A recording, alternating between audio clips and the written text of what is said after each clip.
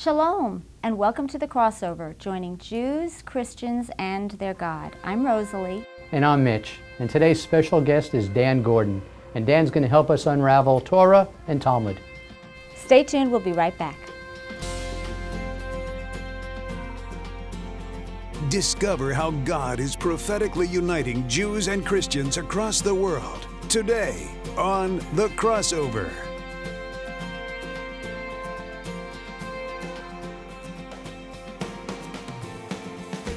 Here is your host, Mitch Jerome.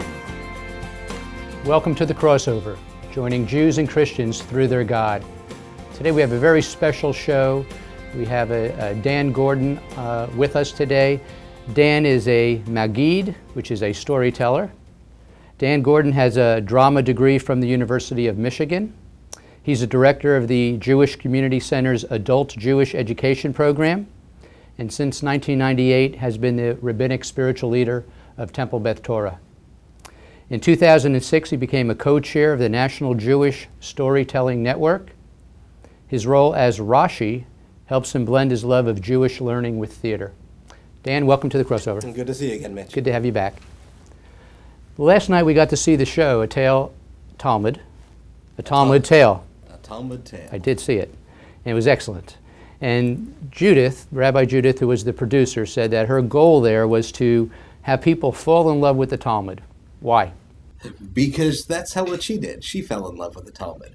Rabbi Judy Abrams has been a teacher of mine, and if you're in a class with Judy Abrams, you're laughing the entire time. She's always finding different kinds of connections to attach humor.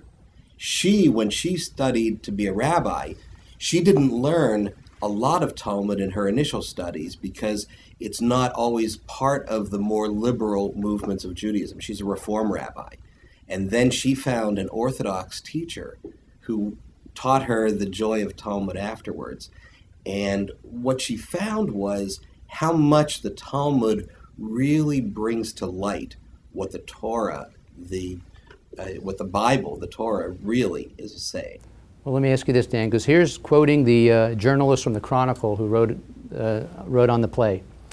It is not easy to interest modern Jews in studying volumes of often mind-numbing, complex, contradictory, rabbinical commentaries and cryptic arguments on biblical interpretation, ethics, and history. Doesn't sound like this is for the normal layperson, or am I wrong? Well, that's what's exciting about it.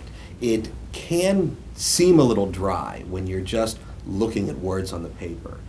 We do say a blessing when we're studying. The blessing that we say is we praise God for commanding us to engage in the study of learning. And what I find interesting about that blessing is that the commandment isn't just to learn. The commandment is to engage in learning. And so everything is more exciting when it's being discussed. When you're having the conversation and you're engaging in the arguments and the discussions. And that's what the Talmud is. The word Talmud actually comes from the word to teach. And it's the teachings of the traditions where different rabbis had these discussions and these disagreements, and sometimes came to solutions, sometimes didn't, but always came up with interesting discussion. Help us understand some of the terms that were used in the play for the person that's sitting here and watching us, and so we could better put this all together here. Oral law. The oral law is the tradition that was spoken. In the Torah, it explains that Moses was given on Mount Sinai, the word is Torot, which is the plural of the word Torah. And so some of the interpretations say that all the law was revealed to Moses at Sinai, both what was written down and what was later developed by people. The oral law was developed in the first part of the last millennium, roughly the years 100 to 500 of the Common Era. And so the oral law became the interpretations of the Torah. The Torah can be very cryptic. It gives us a law, but it doesn't necessarily say how to follow the law. For instance, the law of remember the Sabbath day and keep it holy. The oral law gave us how to remember the Sabbath day. Okay. And that oral law became known as the Mishnah. So that's the Mishnah. Okay, oral law became known as the Mishnah. Now it said here it got codified into different topics. Yes, it got codified into different sections. There were 6 different sections of the Mishnah. And then that was the laws and the regulations. What became then was, now that we had an interpretation of the Torah, now we needed an interpretation of the Mishnah. And that because is? Everything becomes a little bit more clear. So the interpretation of the Mishnah was called the Gemara. Gemara. And the Mishnah and the Gemara together make the Talmud. Okay. So the Talmud is comprised of those two. Gotcha. Now, explain to us the Talmud then, Dan, because apparently there were 2 Talmuds, Palestinian and Babylonian. Actually, the Babylonian and the Jerusalem. The Babylonian Talmud during the time when the temple was destroyed, especially in between the time when the first temple was destroyed and the second temple was destroyed, included the Babylonian exile. And that was a time when rabbis developed their discussions. The Babylonian Talmud became the more accepted version. The Jerusalem Talmud was developed by those who remained in that area, in Israel proper. And they have very similar sections with some minor differences. The reason why they would be similar is because they weren't written down for a long time. That they was all oral, and it was almost like you could imagine the game of telephone. People told stories and then told stories and then told stories. At one point, it was assumed that it should always remain oral, because the very act of engaging people in teaching, of explaining to somebody what this law is, was what kept it alive. Then around the year 200 in the Common Era, a rabbi named Judah Hanassi basically said, if we don't write this down sometime, it will be lost. And so that's when it started to become written. It's still referred to as the oral tradition, even though now it's written down. And that is in the Talmud? That is the body of the Talmud, yes. Okay. Then there was something that I had never heard before that night, was something called Stamma? Stamma, yes. Stamma is an exciting montage. Because these conversations are going on over the course of centuries, that it will have listed in the Talmud, it will say, Rabbi Akiva said to Rabbi Gamliel, when Rabbi Akiva and Rabbi Gamliel might have lived at different times. And so the conversations are taking place over the course of centuries, where they don't know exactly who might have said it, or where it may have been a blending of different people's comments. That was referred to as the stamma. So there was maybe not a face to put with that. Exactly. Stamma was not a single individual. Stamma is a blend or a montage of different discussions. Okay. And in the play it was known as the voice of the Talmud. Correct. Which is what became a more general feel, almost like conventional wisdom or the understood wisdom was referred to as the stamma. And 2 more, Dan, and then we'll take a break here. Tanakh. The Tanakh is what the Christian world would refer to as the Old Testament. The Tanakh is an acronym for Torah, which is the 5 books of Moses, Nevi'im, which is the book of prophets, and Ketuvim, which is the book of writings, including some of the more literary aspects like Psalms, Proverbs, the book of Ruth, the book of Esther, etc. So the Tanakh is that body of sacred texts that is part of the written. More familiar to people today. I would guess so. And then but the Talmud is not included in the Tanakh. The Talmud comes much later. We'll be back with Dan Gordon in just a second. Stay tuned and, in fact, enjoy this little segment from the play, Talmud Tale, that Dan is performing in as Rashi. Studying these words for centuries, and I'm supposed to come up with something new. Help, please. That sounded like a cry for help. A cry for help. We haven't had a cry for help in centuries. How exciting! In this day and age, a bat mitzvah girl asking for help. Why, it's practically unheard They of. never ask for help anymore. Allow us to introduce ourselves. I'm Rashi, a well-known commentator on the Torah and Talmud, if I do say so myself. And I'm Raziel. Razi for short. Angel of Secrets. I'm down to earth. And I'm fun. Can we focus on her for a minute? Let's get down to the diagnosis. Physical? Looks healthy. Emotional? Frustrated. Angry. Confused. And at the moment, intrigued. Intellectual? Open mind, I think. Spiritual? Searching. As are we all. You're searching too? Once you stop searching, you stop changing. And the only things that don't change are dead. Well, you guys are dead, aren't you? Sure, we're physically dead. But obviously we're alive to you. Oh! Just for the sake of argument, let's say that I believe you. Why are you guys so normal? I mean, shouldn't you be coming down like all serious and impressive or something? Well, you know what they say about why angels can fly? Because we take ourselves lightly. Get it? Okay, I can go with this for a while. So, you guys are here to help me? Indeed, yes. You called and we responded. Sort of like a spiritual 911. Woo, woo. We're the emergency team. We're here to help you with your relationship, your text, your speech, and your soul. Let's just say that I'm good at reading things. There isn't very much that escapes my eye. From a mile away, you're clearly needing things, and I can give you what you need if you let me try. We'll try if you want, but it's hopeless. Even the hopeless can keep hoping as long as they Stay open. Don't judge it by its cover. An open book is like a door to take you places that you've never been before. It's like the recipe for every dish you love to cook. That's what it is. An open book. You may feel stuck or out of place. Feel that a frown's the sole expression on your face. Still there's a remedy to absolutely change that look. And here it is. An open book. Welcome back to the crossover. Once again, here is Mitch Giro. Welcome to the crossover, joining Jews and Christians through their God.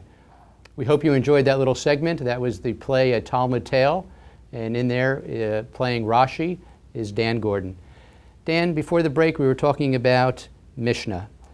In the Torah, everybody knows Moses got the 10 Commandments. One of the commandments is to observe the Sabbath, but it doesn't go in any detail. You said the Mishnah would clarify that. Give us another example of Mishnah. That's exactly right, Mitch. For instance, the Torah doesn't talk about things like lighting the Sabbath candles. That's one of the commandments that is listed in the Mishnah, as well as what time to light the Sabbath candles, how long before sundown the candles are to be lit. So the parameters of what's happening in the Sabbath. The Torah will list that you're not supposed to work on the Sabbath. So the Mishnah derives... Does it define what work is? It defines what work is. It takes different aspects from the Torah. For instance, at one point, the commandment about not working on the Sabbath is right around the place where the instructions about building the tabernacle are listed.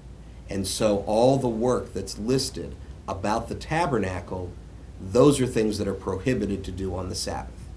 And there are actually 39 of those that were developed by the codifiers of the Mishnah. So Rashi was a Talmud commentator. Obviously, he was known as a very wise man. How many commentators are there that we are extracting this wisdom and knowledge from?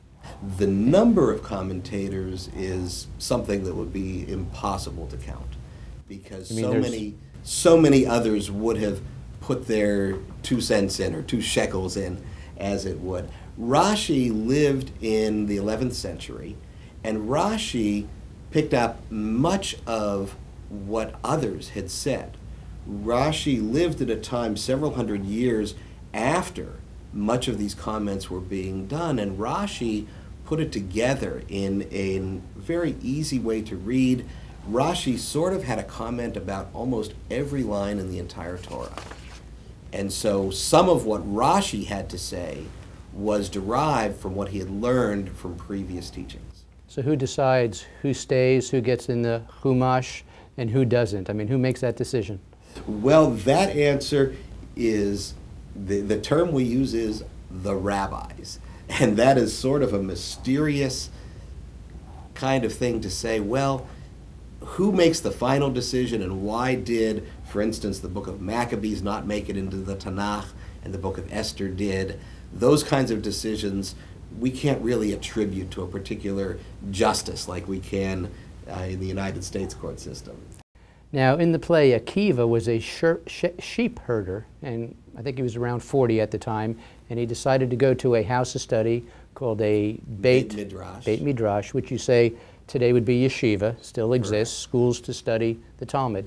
Now, it sounded like by the play, it wasn't normal for a sheep herder to be in that, to go for study. Was it separated for a certain class of a Jewish person, or who went to the Beit Midrash? Sometimes it would be distinguished by class. It's one of the things that this is a story and a legend. Akiva was a real person. And according to the teaching, Akiva was a 40-year-old illiterate shepherd who decided late in life to become a learned man and became one of our greatest teachers. It's part legend and part real, that we don't know exactly the facts, but it's part of what Akiva's life represents is the legend that today, when people say, oh, I'm too old to study, we say, look at Akiva. He didn't study till he was 40 years old. One of the interesting connections about the play is Rabbi Abrams herself. As a young adult, did not have much knowledge of Judaism until she actually went to rabbinical school. And so Rabbi Abrams' life is very much like Akiva's life. She learned about Torah late in life, and then she learned about theater even later when she decided to produce this play. Dan, back then, I guess we're going centuries, were women even allowed to study Torah at all? Studying Torah for women was not something that was done. The roles of women were clearly defined in other ways. And through the Midrash? Through the Midrash, through the Mishnah, through tradition, through the simple ways of society. Not that much unlike in secular society as well, but that the woman's role at that time would have been so busy, centered around the important things having to do with raising a family, that she would not have time for study, and that the men would be the only ones who would have had time to do that.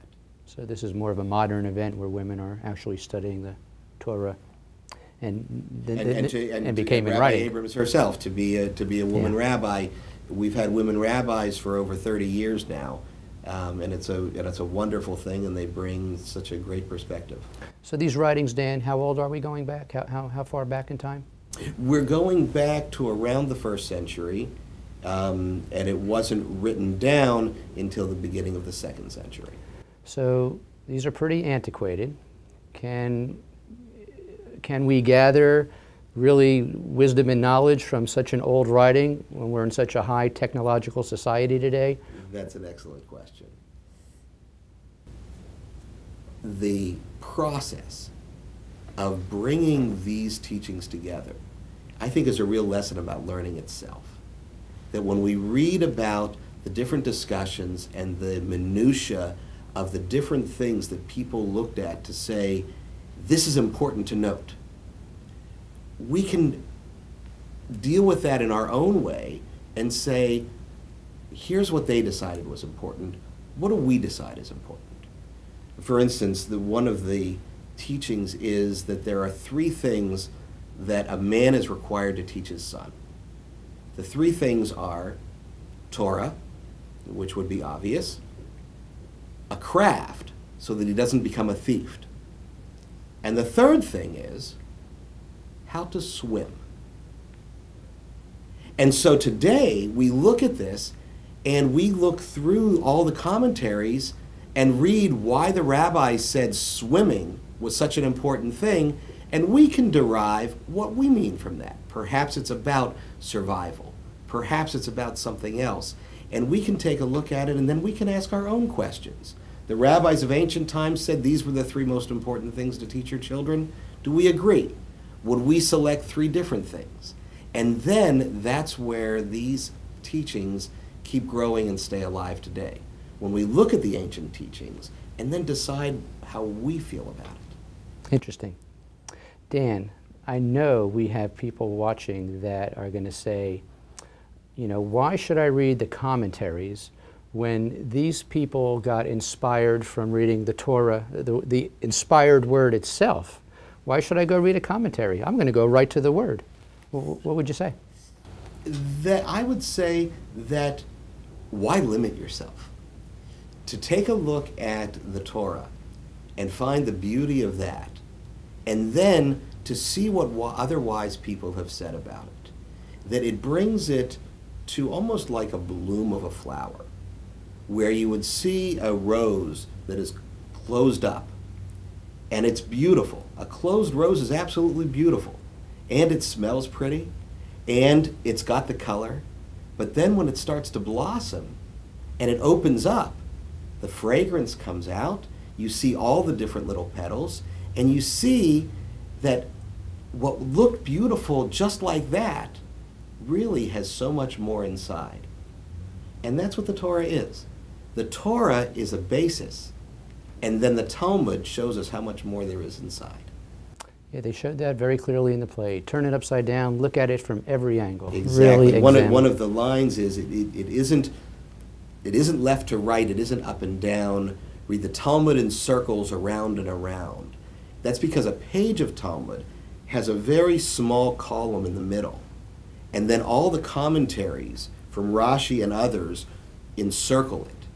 And so there are footnotes and side notes and quarter notes and all different kinds of comments, and so that you can pick and choose which ones you're going to read first and in what order. Well, Dan, unfortunately time has gotten us again.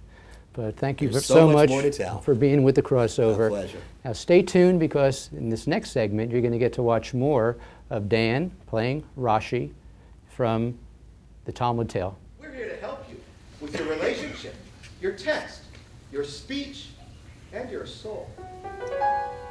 Let's just say that I'm good at reading things. There isn't very much that escapes my eye. From a mile away, you are clearly needing things, and I can give you what you need if you let me try. Try if you want, but it's hopeless. Even the hopeless can keep hoping as long as they Stay open. Don't judge it by its cover. An open book is like a door to take you places that you've never been before. It's like the recipe for every dish you love to cook. That's what it is. An open book. You may feel stuck or out of place. Feel that a frown's the sole expression on your face. Still there's a remedy to absolutely change that look. And here it is. An open book. Tales of adventure so evolving, you'll leave your worries far behind. Secrets told, mysteries for solving. Kick your feet up, unwind. An open mind, an open heart. There can't be any better place for you to start. And we are here to persevere until you finish off the task you undertook. By hook or crook, there's help in the land, and it's in your hand. An open book. Here we go.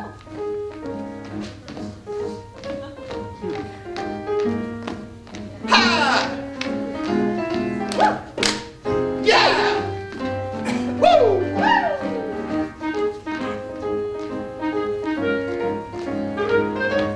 A two!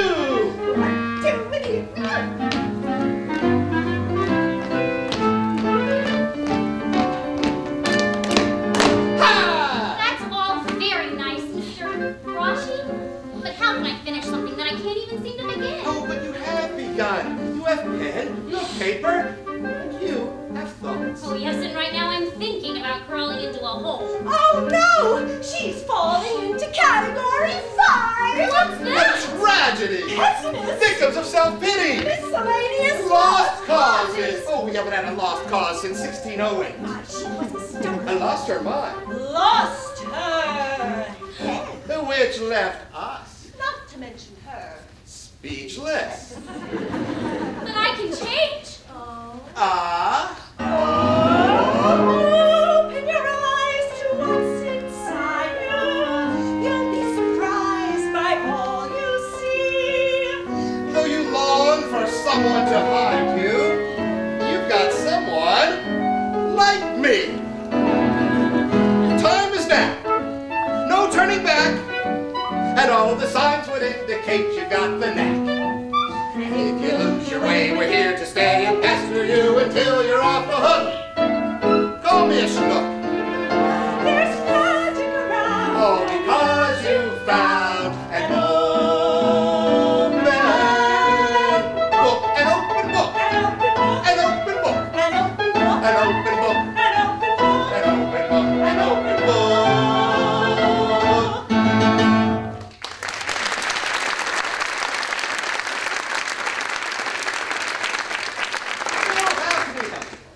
Well, there is this speech that I have to write about my Torah portion. Ah, yes, the proverbial speech. Wonderful. This will be fun. Yes. Now, Rachel, to express yourself in speech means that you have arrived at certain conclusions. Oh, well, yes, but I only have questions. Excellent. Rachel, this book, the Talmud, is a place where all your questions are welcome. It's a magical land of words and stories. Of legends and laws, of arguments. And solutions. Well, is there anything in this Talmud that could help me write my speech? Could it make my mother less of a pain? Oh. Here again, Mitch and Rosalie Jerome. Thank you for joining us on The Crossover. I know I got a lot out of today's show, and I hope you did too. So join us next time on The Crossover, joining Jews and Christians through their God. Shalom.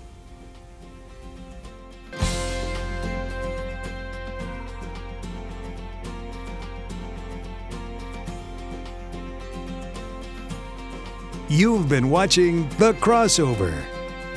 Join Mitch and Rosalie as they reach an ever-growing worldwide audience through The Crossover. We invite you to become a Crossover partner right now by calling the number on your screen. For your monthly gift of $30 or more, you will receive the Crossover Partnership Pack, which includes a DVD of today's program, a personal greeting and prayer message from Mitch and Rosalie, more information about the Crossover Project. As you continue to support the Crossover each month, you will receive a new Crossover DVD, a monthly ministry report, and your name will be added to the Healing Room. Call now or log on to our website and join the growing family of Crossover partners.